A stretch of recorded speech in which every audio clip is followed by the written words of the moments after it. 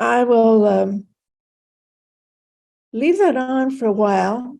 I'm thinking this is an impressionist work that'd be unfamiliar to everyone. While I just give you a little more factual information about that first Impressionist exhibition or the exhibitions altogether.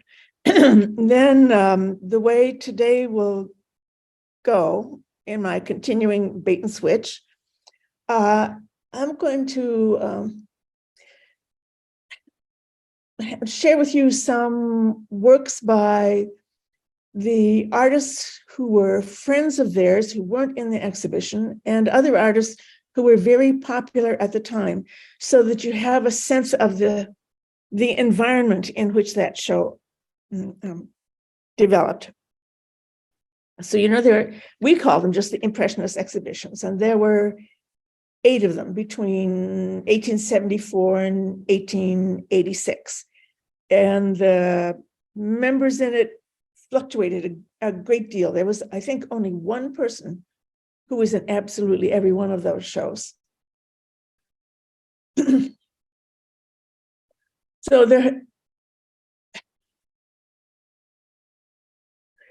in thinking about it, the commonalities that the people had who had their work in that exhibition was that they were trying to reach a public, and they had limited opportunities to do that going through the salon. Almost every one of them who's in the Impressionist show had at least once or twice been in the salon, but they couldn't count on it regularly.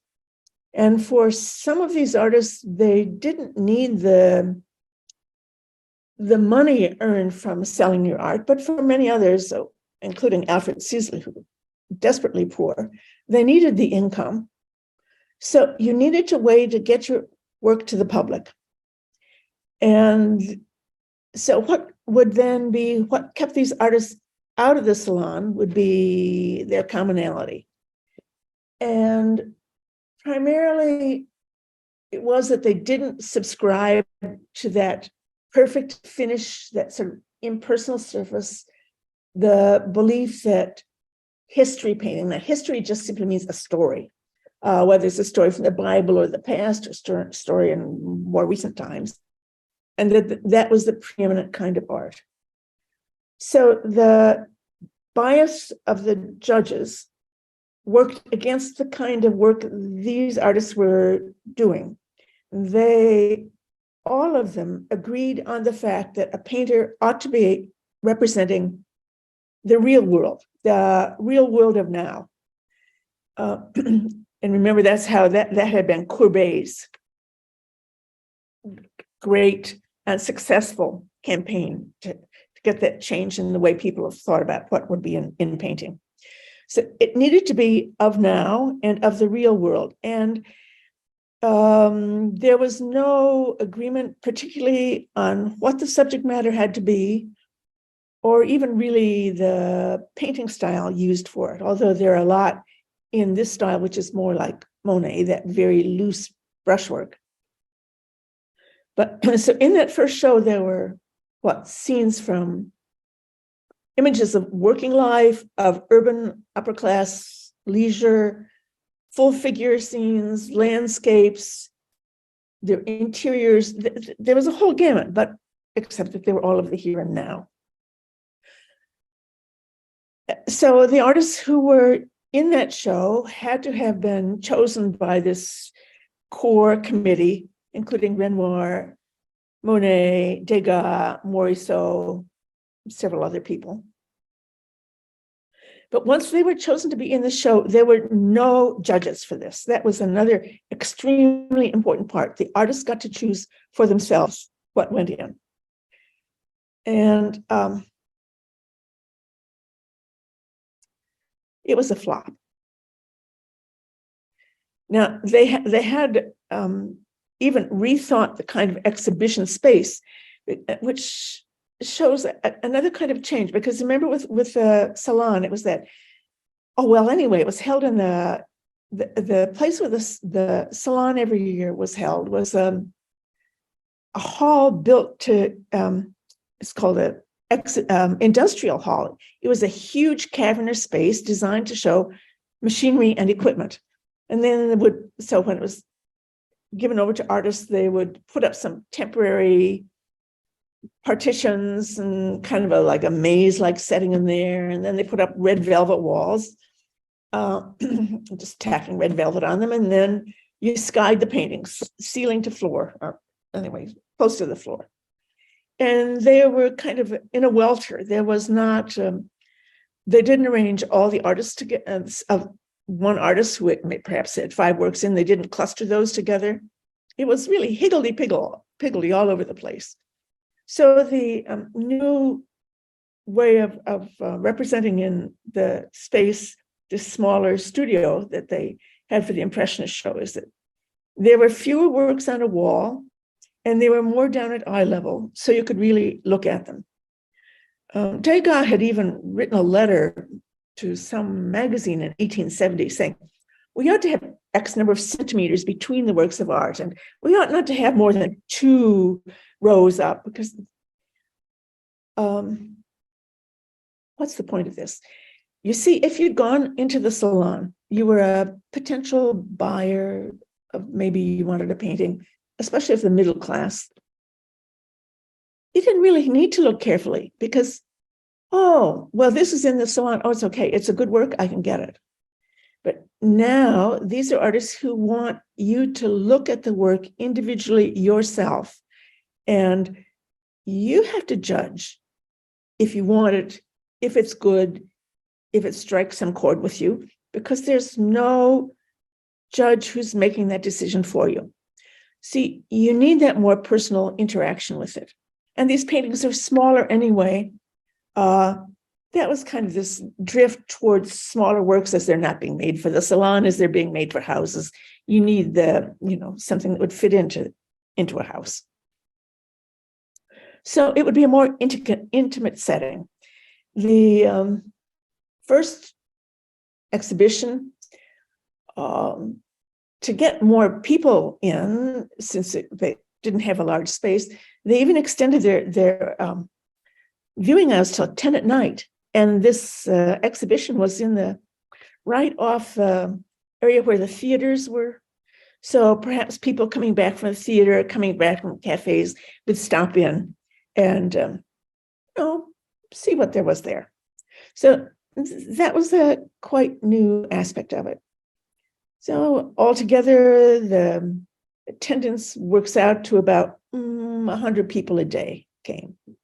Now, I have to read the rest to you because this is about the sales. From this sale, anyway, it was as I say, it was a flop. They had, the charter was everybody had to monthly pay a certain amount into this organization. Well, now these are the sales. The man who did the one you see now, Alfred Sisley, he sold the most. He earned 1,000 francs. Renoir and Monet each earned 200 francs. Pissarro, 130. Degas, more or so, didn't sell a thing. So at the end, when they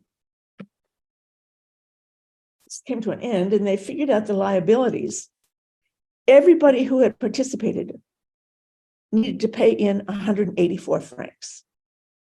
So Renoir and Monet just made slightly more than they had invested in it. Sisley is the only one who made money out of it. And everybody else, it was a loss. They might have gotten some public recognition if there was a critic, especially a critic might be vilifying their work, but you know that cliche, any recognition is better than no recognition. But so it was sad. They're not going to give up, though. Well, so what was the public looking at? What was succeeding at this time? And among the people who did, these are some of the, I'm going to show you 2 artists who were great friends of the people who did exhibit.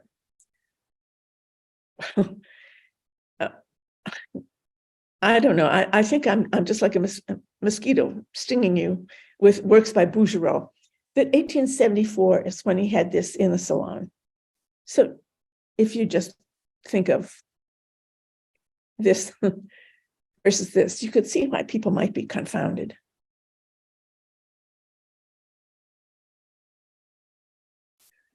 So these are artists who were popular at the time. So this was the taste that was liked. And these are also now nicely represented in the Metropolitan Museum. So here you have Puvis de Chavannes. I hardly know what to say about him because I don't know what to make of this man. He's extraordinarily eccentric and he was very popular. And I think at the Met there might be work related to this, but he did very large paintings. They're in oil, but they look like they're on wall, and they are simulating frescoes, and they have that kind of chalky color. Again, as if there were colors that were soaking into the plaster on the wall. So he is deliberately recalling Italian Renaissance works. And this one is called Cider. It's about preparation. There's this cider pressing the apples, and the women gathering the apples, and here they're being poured into a barrel. This was going to be, well, this is a painting that was going to be put up on the wall of a museum in a regional museum in France. And it was an image to celebrate what was the agricultural strength of that area. And part of it was a great apple growing area.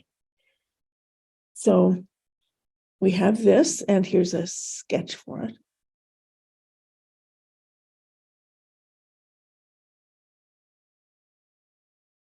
Well, you know, that's a classical nude body draped in classical clothing.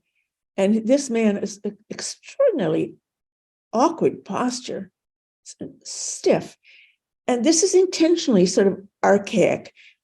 That's part of his trying to return to that area of long before Michelangelo, sort of what's a kind of a mythic area, but something like a paintings around 1400, but done in an ancient Greek and Roman style, very hybrid. But what Puvis was doing with these was so popular that he became the state artist for any commissions in public buildings in France.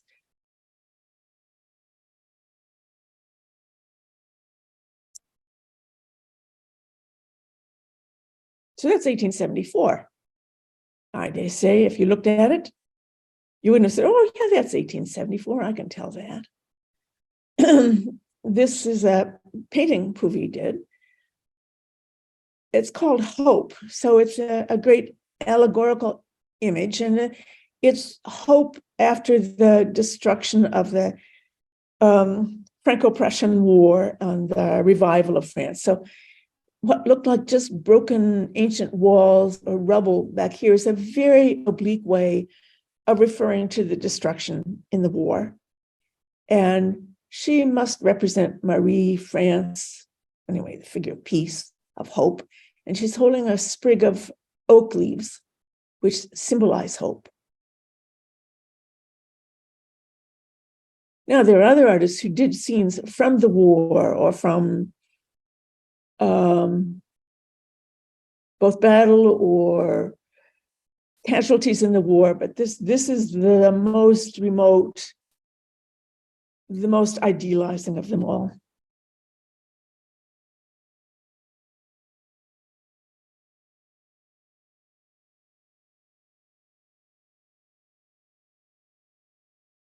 And at the same time, there's another strain of art completely, very well represented by Moreau's work, and by this painting that's in the map that I'm know all of you who've been in the 19th century European galleries have seen, probably stopped to look at, this Oedipus and the Sphinx. So it was exhibited in 1864 to tremendous acclaim. That's the same year as another painting. We're going to look at it in just a minute.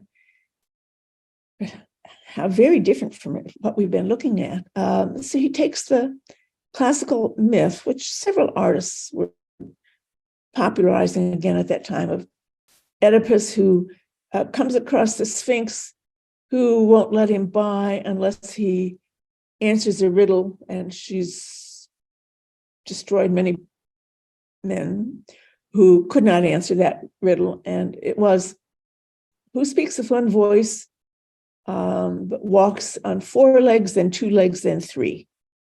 And Oedipus says, well, that's humankind, that's man. And so she's somehow miraculously vanquished, I think, destroyed by this. And Oedipus is able to continue through the mountain pass that she had guarded and not let anybody go through. So that's the story. And here's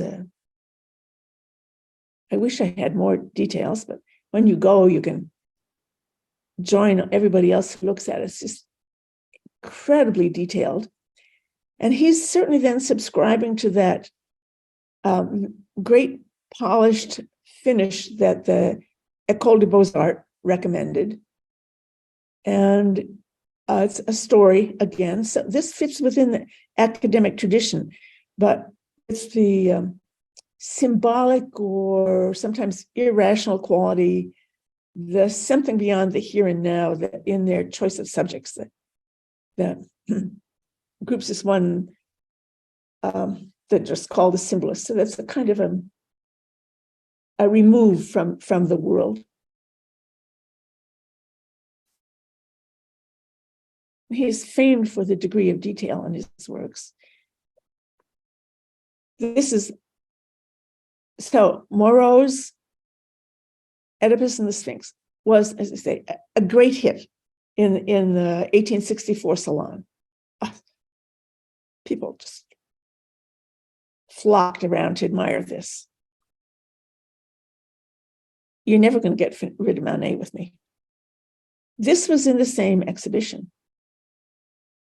So, of course, they weren't next to each other, but that's how different two works in that same salon show. And here another one by Moreau. This is the Dance of Salome before King Herod. And it's not quite 5 feet high. So it's a large painting in very dark and full of images or symbols in here from practically every ancient Mesopotamian, Egyptian culture, medieval Europe. This is like a Gothic cathedral in here. The things in here are Byzantine. It's just all of the sort of non-Western past agglomerated into this one image. And here's a detail. So again, it gets, oh, look at what he did. Oh, look at the detail. So it just invites very careful, long study. None of the haste of the modern world.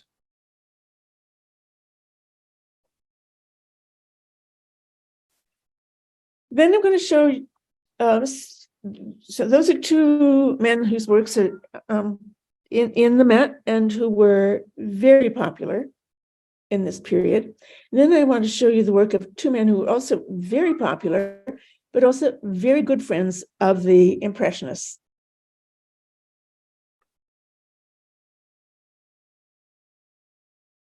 So Alfred Stevens, despite the sound of his name, he's a Belgian, and he came from a family of artists. But he trained in Belgium, and then he came to Paris, and he spent the later years of his life in Paris. He became so wealthy, he bought a large house and garden right in Paris itself.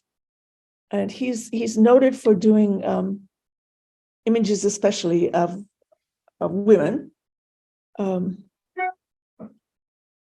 And you might guess whose good friend he was, a Manet. So this is his paintings were, he said, also inspired by 17th century Dutch works. Well, from Belgium, of course, that would make sense. Because he does a lot of figures of women in interiors. Now, they are largely contemporary, but here, this one's just called the Japanese Robe. And this is 1872. It's the same time as the Sisley that I showed you at the beginning. He, like Monet and a few other artists, are very enthusiastic about the contacts with Japanese art that are increasingly filtering into Paris. I will next time show you one by Monet with his wife in a Japanese robe. So this is the upper class luxury import item.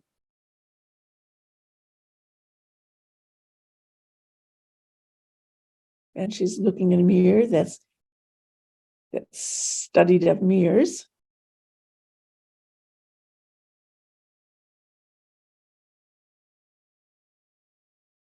I had two reasons for showing you this one. Just this theme of women looking in mirrors was pretty age-old, popular, because you got to see more than one view of a person that way. So here she's looking, into her own eyes, not even really looking at herself, but we get a fuller view of her. So you go to the Frick and you look at Ingres' painting, the Countess d'Aussonville, with the mirror behind her. So this was done about 40 years earlier. Works like this would be well known. And so Alfred Stevens is essentially modernizing up to the date a tradition in art and maintaining that very detailed, realistic style, that impeccable enamel finish, which is what people had come to expect. So his art has all the reasons that the public might enjoy it. And the other reason I wanted to bring this in was because of, again, thinking of Manet, looking at the Countess d'Aussonville's arm. You see, if you stop to think of this in a very logical way, this arm, my goodness, where would that attach? Where? To a shoulder down here? Somewhere down here? Oops. So it was nothing new to make alterations to observable reality for the sake of the needs of the image. And of course, that's why. Then you would look at this.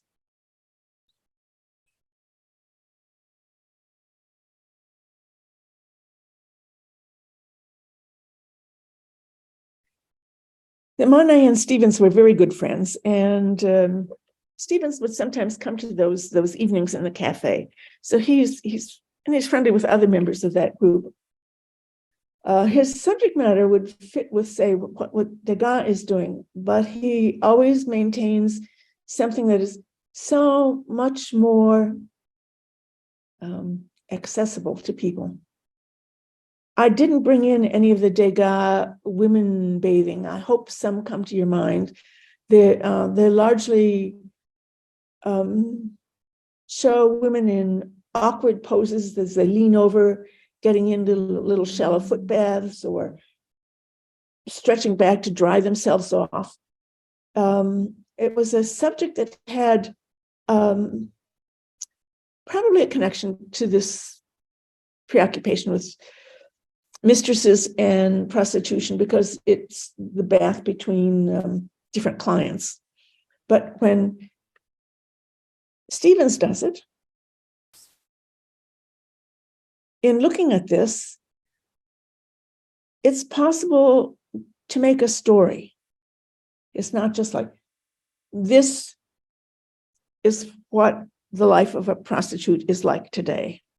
Here there's possibly a story, because look at the faucet. It's the shape of a swan's neck.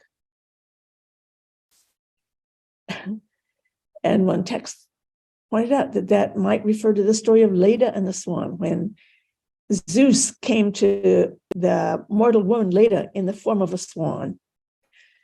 Or is she dreaming about some affair?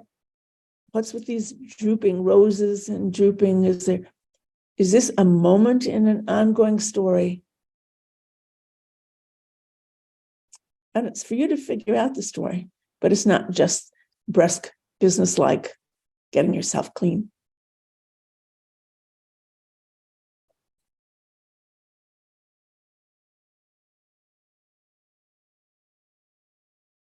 Even more is this one for you to think out, because he just gave it a tantalizing title.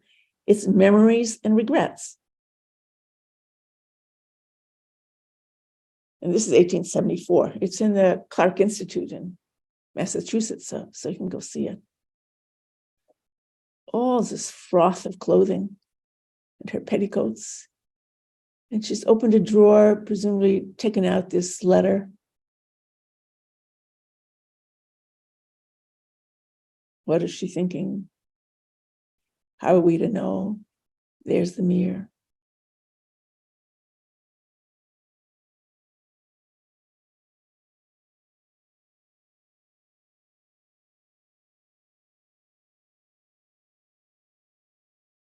How very different.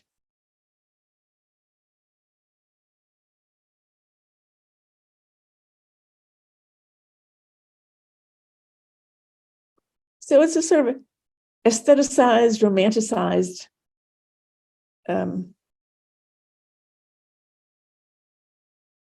complication of reality that Stevens is presenting. The connection between him and Manet, there is one I will say. Manet, he wasn't desperately in need of the money, but of course he wanted to sell his work. And so he had Stevens show a couple of his paintings in Stevens' studio, hoping that someone who would come to Stevens' studio thinking to buy something might be intrigued by what Manet had done. And in fact, we'll see a dealer who did so, saw Manet's work and bought them there. But so there are very comfortable reactions between people, or affinities on the personal level between artists who work in completely very different outlooks.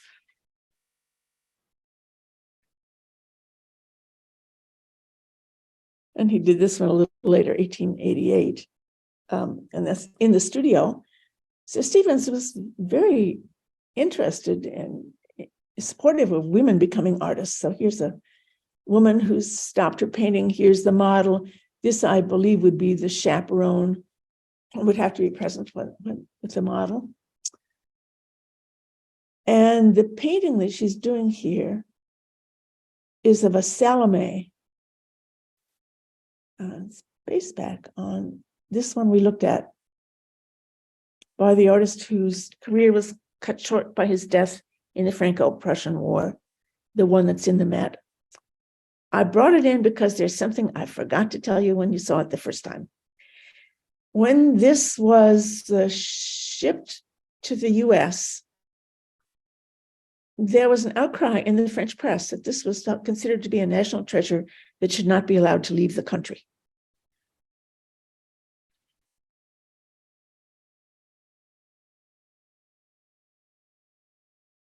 Sarah Bernhardt was one of his pupils, Alfred Stevens. So this is a man with an extremely lustrous career and extremely lovely paintings of by very different criteria than the ones we look at today. And then James Tissot. Well, that's how he anglicized his name. It's Jean-Jacques Tissot, who was a good friend of Whistler and especially of Degas. Here's his self-portrait. from 1865, showing himself as deeply introspective. And here's Degas' portrait of him. It's owned by the Met, but not on display now. And unfortunately, this is an awfully dark reproduction of it. But it's as if Tissot has come to visit him in his studio. Tissot originally, in the 60s, well, he had a lot of works in the Salon, but they were of medieval subjects primarily. And then he shifted into themes of the modern world. He fought in the Franco-Prussian War, but as soon as the war was over, he moved to London. And that's where he had a lot of his career, where he just was tremendously popular because he seemed to have a knack for getting the foibles of the English that the English weren't even aware of themselves. And so this one's called A Ball on Shipboard from 1874. So we're staying the year of the first Impressionist exhibition. There's a regatta off the Isle of Wight, and there was some thought maybe one of these people was the queen at that time. Even showed the contemporary fashion of came through the royal family of two women wearing the identical dress. See it is here. It's just nice sunlit day.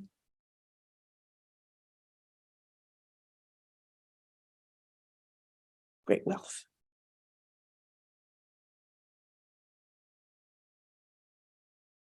So just called reading. So they have an anecdotal quality to them. And he is especially fascinated by women's dress. His father actually had been a drapery merchant, a successful one. So this interest in fabric and clothing and design comes to him naturally.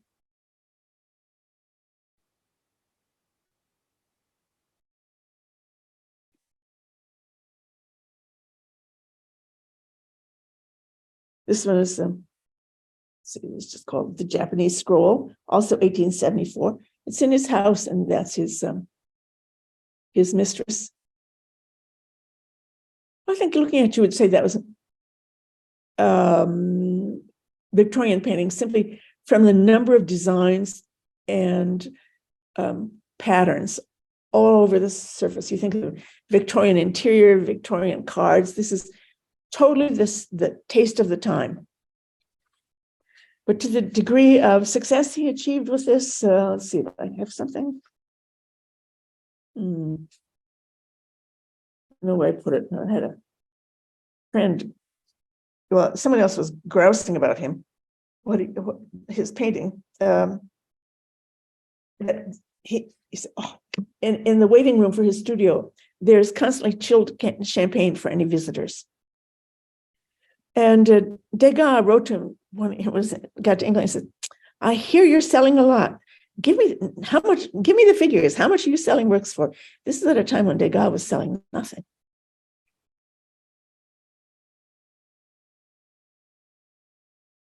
Then back to France. Not some of you who looked at works of him before. He was a great regular at with the Impressionist group. Here he is.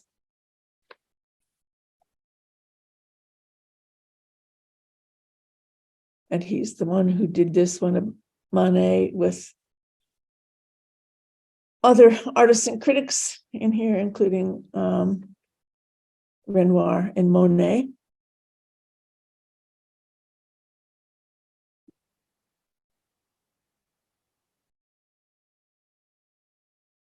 And this is a preparatory work he did related to that.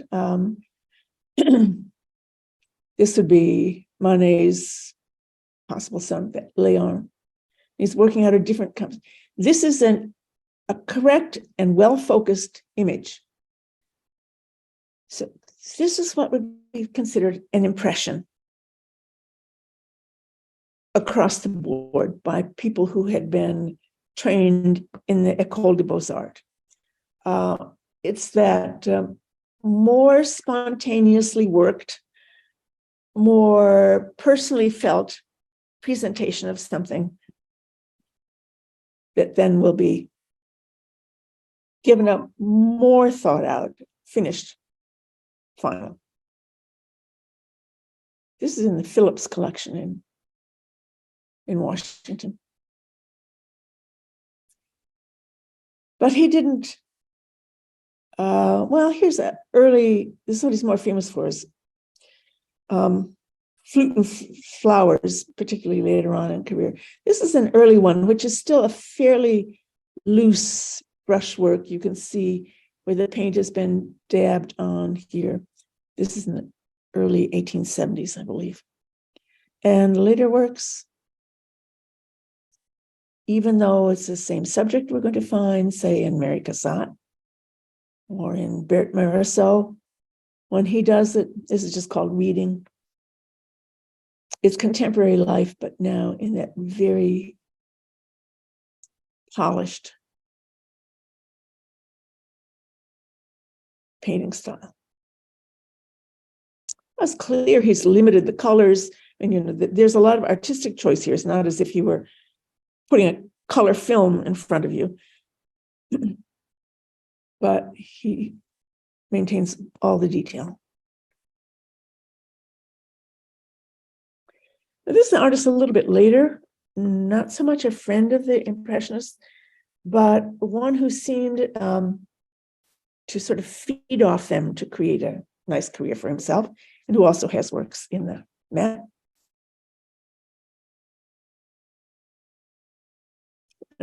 He had a very short life, unfortunately. So in the Franco-Prussian War, he was injured. He'd been to the École des Beaux-Arts, but after his injury, he went back to his home, which was in Lorraine, moreover the area where Courbet came from. And there he did this painting of his grandfather. And this was shown in the Salon, I think, yes, in that Salon of 1874, and it got a medal there.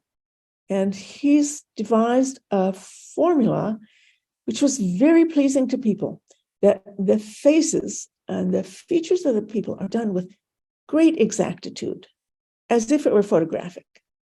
And then the setting are done in a looser, more impressionist style.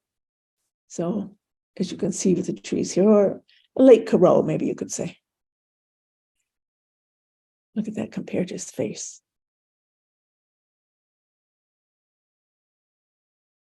The shift from this to this.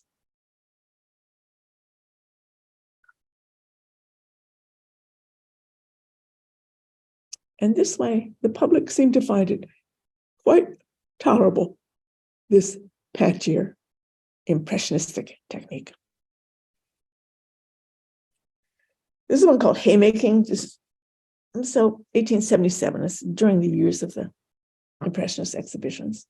But you see, you have all that focus on the person. That's like maybe a Millet or something. And it's kind of a sympathetic view of the hardworking peasant, the man taking his rest during this going on. And then this is all very loose and brushy.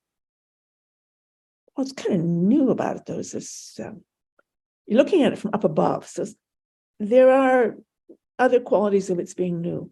But there was someone in the 1920s writing saying, it's Bastien Lepage who made the Impressionist technique palatable to a larger public. And the one there you can see it. Or the one in Met. That vision of the Joan of Arc. This is not a good color slide, but I know you will have seen it, will see it. And that's a very large painting. It's 100 inches by 110 inches.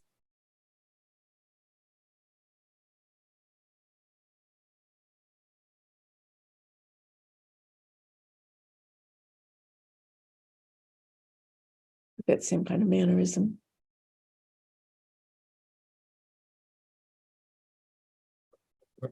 So I'm suggesting to you that Impressionism wasn't catching on in France. They're not selling in their first show. None of this. I read somewhere, no Impressionist painting entered a French national collection until 1901, which would mean it took a whole generation before it was accepted, whereas in this country, it was accepted long before that.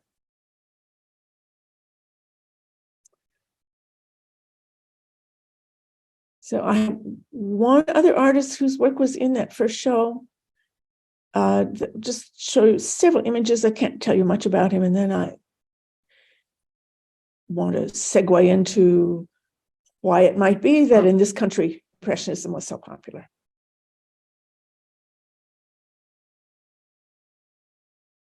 So we have the painting, which by chance happened to be the one that gave the name to the review, which called then all of these works Impressionists. There was never a time when that group, when they organized, they accepted that as their title. There was one where one year they were called the Realists, the Naturalists, and the Impressionists. But finally, they just settled on the Independents. So there was never any credo, never any demand for loyalty to some agreed upon way to paint.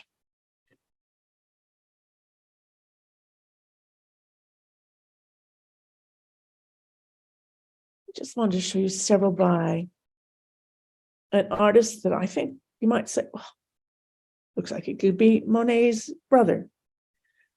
And this was in that exhibition in 1874. And here's the name of the artist, Armand Guillaumin. You see, like Impression sunrise. Well, here it's sunset.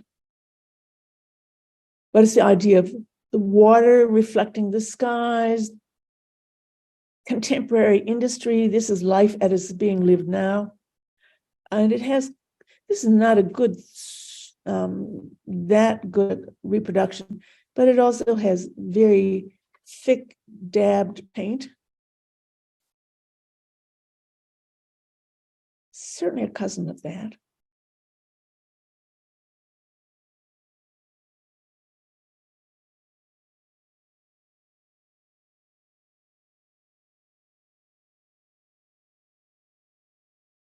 This one, just called The Seine. This is 1867. It was more looser, more spontaneous, more just strokes of color than even Monet was doing at the time. So you would think that Guillaumin would be lionized as one of the founders of this new approach, if, after all, Monet is going to get a great deal of attention. The choice of subjects is the same as Monet's. The way of painting, the sense of this being sort of very rapid. You can even see the empty canvas in between. So it seems to have what is taken as like a genuineness, because you're seeing the way it works, as if this couldn't also be performative, as if it's just straight from the heart as well as from the hand. Or this one, another subject so beloved of the Impressionists. This is just, what's this one called? The Seine, well, it names a place where it is, and same scale, a couple feet high or wide. This smoke, life along the water, contemporary life, or walking through snow, the reflection of the sunlight, shadows that are blue rather than gray, and the yellow of the sun reflected on the white of the snow. This great expanse of sky. This is an artist who's just practically unknown. He was a good friend of Cézanne and Pissarro and worked with them. He, to maintain himself, worked for the municipality of Paris. He was digging ditches 3 nights a week. There was a time, I think, when he worked for the trains. He had to have another job all his life long. Until in 1891, he finally won the lottery. But by then, he'd sort of lost contact with what was going on in art. Now, that's a setup for the question, like, how does this happen? That some garner fame and fortune, and someone who works very similarly and worked with them disappeared completely from view, and not because he died an early death. It has a lot to do with this man.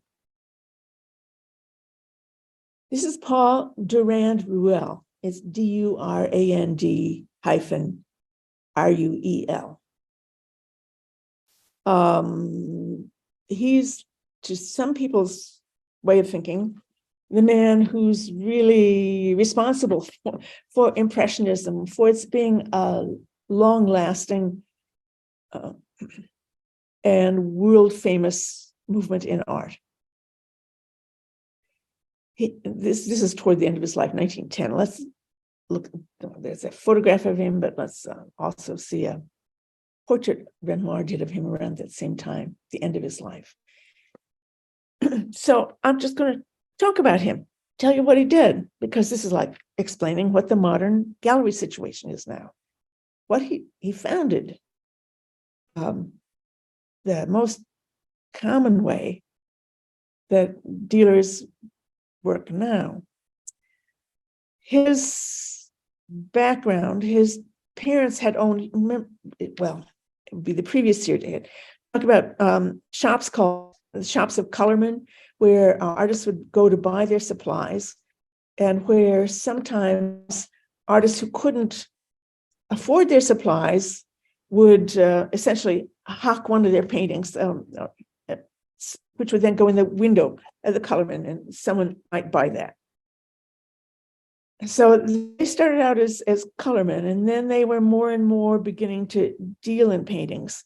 And then Durand Ruel, who at first rebelled about going into the family business, wanting to become a priest, did go into the business. And Renoir talks about him. He says, now Renoir was a very conservative, reactionary guy, practically in politics.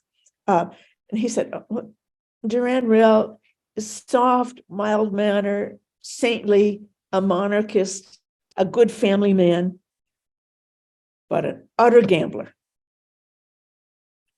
So what Durand Ruel did initially when he took over is he bought Barbizon paintings. That would be, say, Corot, Millet, artists who were not really popular. But he just bought them up, and then he found a public for them. Then he will sell all the Barbizon paintings to buy Impressionist works. Now, the techniques he used, first, just how did he acquire these works? Well, many ways. First of all, he's trusting himself that even these works, when they're not popular, that sometime they will be. So he's willing to just buy them for himself and then build a market for them. And the way he built this market, well, let's see. I'll tell you, he after the Franco-Prussian War, he took a whole lot of his Barbizon paintings to London, where there was a tradition of enjoying landscapes. There's Turner and Constable. So he had an exhibition of his Barbizon paintings. And it'll be that Monet and several, one of the Barbizon painters and Monet and another artist had fled to London. So Durand Ruel met them there and immediately began to buy their paintings. And he would slip them in when he had exhibitions. He would put them in so that people became familiar with them in the company of other works. And that sort of suggested they fit into the lineage of some tradition, and maybe they should be taken seriously. He also published catalogs. He got people to review the work favorably. If there's a work that had already been bought by someone, he would borrow it back for exhibitions, and it would say borrowed from the collection of X person. So if you were like, oh, somebody bought that work, well, obviously, and that's a person who's a respectable person, I ought to be looking at it more seriously too. So he was easing the public into these. He also arranged them in very pleasing settings where there was plenty of space around each work so that you could look at it at length. And then he might arrange an exhibition where there'd be one whole wall, all of a single work of a single artist. So he begins to talk about the person as an artistic personality and what they're doing rather than this painting or this painting. Now it is Monet, not just Monet's Impressionism. So that's a new way of thinking for the public, to teach the public how to think about the artist. He will get to the point he becomes he works for the state-run auction house too. And he would buy up the works of the artists he was interested in. And he would buy them up at higher prices than they'd ever been offered to get the price range up so that people, oh, if that's how much a Monet costs, okay, fine. Now he's established a higher price range. Or what else will he do? He will come to an artist and say, I'll buy everything you have. And if you're hard up for income, you need something like when Monet wants to buy Giverny, Durand-Ruel will lend him money by saying, well, just give me all the paintings you do between X and X year, and that will be the way you repay me. So he makes the artists dependent on him. He also gives them recognition as individuals in ways they had never received before. And he shows them in a way that makes them more attractive to the public. He's a very, very clever man. Here he is in Giverny with Monet. So it's his business dealings that partly made it possible to buy this. Or this is the way he exhibited works. This is a little bit later than the 1870s, but it was a show of watercolors. So you can see how people can get in close and look carefully. And another move he made.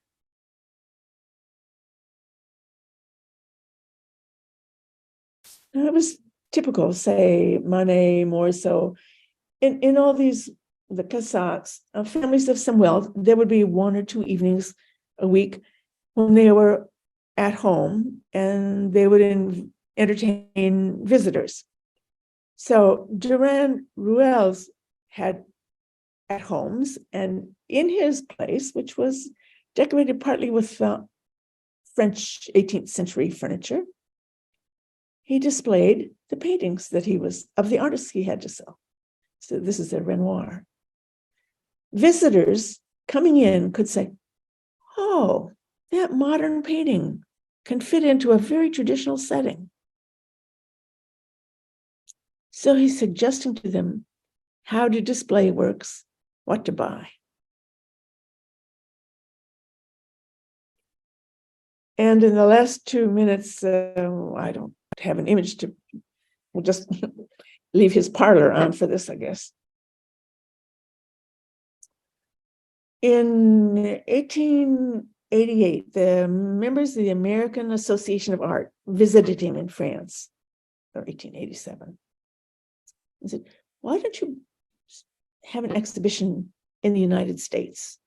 And he collected about 300 paintings, most of them still ones that he owned, some he borrowed back and some he just got from artists. And he had exhibitions in this country. He went to New York, Philadelphia, and I can't remember what the third city was. Huge enthusiasm, not many sales, but the American public was very interested. And he then sets up a business in the United States. Monet even complained to him at one point. He says, no one in France gets a chance to see these works anymore because they're just sending them right to the United States because the Americans would buy them all. Americans were buying they were buying Bouguereaus too. They were buying anything that came out of France. So it was his business acumen that really led to the possibility of the United States becoming such a haven for Impressionist works of art. And Impressionism lived on in the US among Americans long after it had died out in Europe. Well, I'll stop with that today. And next, the final lecture in this series will be all, I believe, almost all Monet. And I'll take questions. And if you want me to go back and you want to look at anything again. Maggie, the first picture, I put it in the chat, but the woman in the bathtub, Cicely. Yes. It looked like she was. No, Cicely, the one in the bathtub, that was by Alfred Stevens. No, the very first picture you showed. Was it? What, flooded landscape? No, sorry, maybe it was the second picture. No, we'll get to it. It's in there somewhere.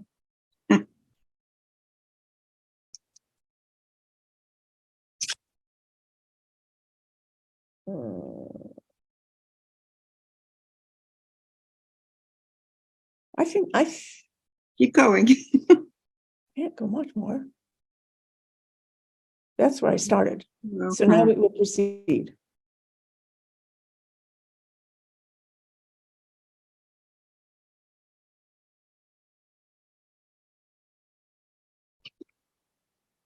This one. Yeah. Okay. That's it looks like she's wearing clothing. She is.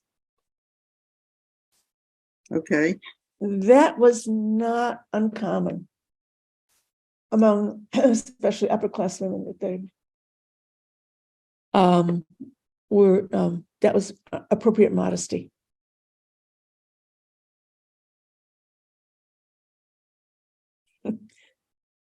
Okay, anybody else?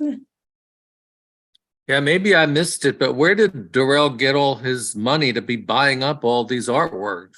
One time he almost went bankrupt too. Well, these, you had to think they didn't cost very much if they couldn't. No one else was buying them. He was getting them for pennies. He's the one who really established prices for them. And for the people who either lent them to him to show or who sold them, this was, you see, what he was doing when he had those shows and in his shop. It's a more effective way to get them out in the public than it is in any of those Impressionist 8 exhibitions. It's a way they finally got to the public outside the salon system.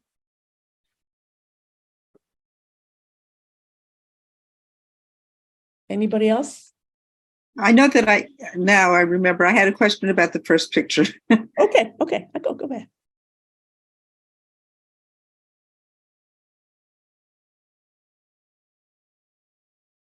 Yes. Okay. On the right in the bottom, there's blue lines in front of the tree and the fence or whatever it is. It looks like it doesn't belong there. It's like the wave continues. Are you looking at this? Yes. So all of this is the occasion was that the Seine flooded. This is the flood. So this is all the water And this could be where there's a ripple in the water.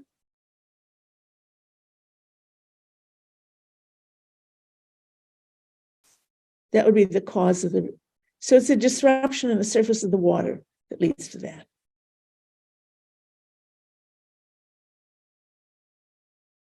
See, it happens here too.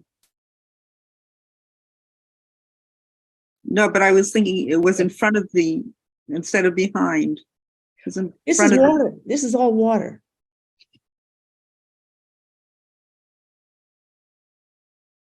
So this sticks up above the water. So the watery surface here is reflecting up to the sky. Okay.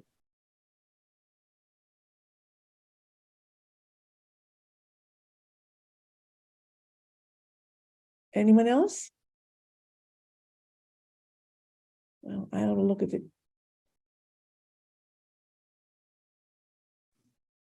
I was thinking when you showed some of the last pictures of the Seine with the factories with the very dark smoke in the background.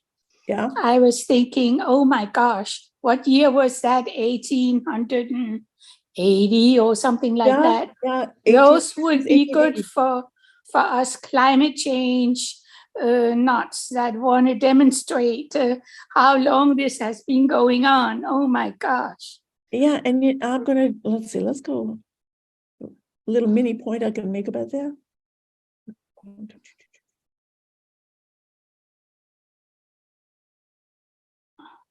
Where is it? These. Yeah, look Do at you that. know how this is something they exulted in? Because this is France rebuilding after the Franco-Prussian War. This is new industry. Yes, They loved it. yes. And now we are terrified looking at it. Yep. Yep. That's how long it has taken for us to pollute the environment. And look where we are today. Yep. From that moment on, Right. that's sad. And here this was just seen as absolutely positive. Part of the glory of the scene.